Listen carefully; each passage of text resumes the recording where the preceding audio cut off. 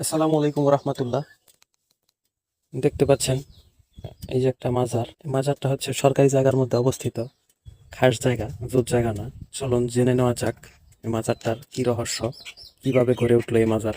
চাচি, এটা কি মাজার নাকি? ওরে বা এটা কার মাজার? এটা বেড়া রাখছে নাম কি রে বাবা, এটা মনে নাকি এটা বাড়ি হয়েছে চোর সিন্দুর বাড়ি আর এই যে আছে রানীগঞ্জ। এই জায়গায় মাজার করছে কেন?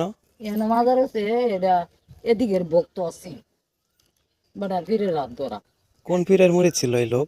এটা এই চোর সুন্দরের ও, কালীগঞ্জ বেটা যারে এদের সায়া রয়েছে রে বা।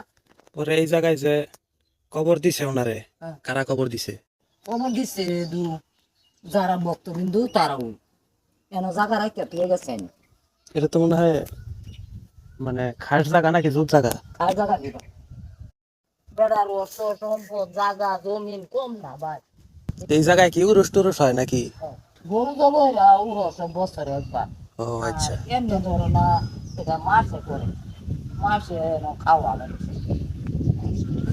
এই জায়গায় কি শুধু দোয়া করে নাকি এই জায়গায় সেজদাও দেয় মাথা নিচা করে? খাওয়া করে বাবা, তবু যে আগরবাতি দিয়ে মোমবাতি দিয়ে ওই যে তারিখের বাতি সেজদাও করে, হ্যাঁ।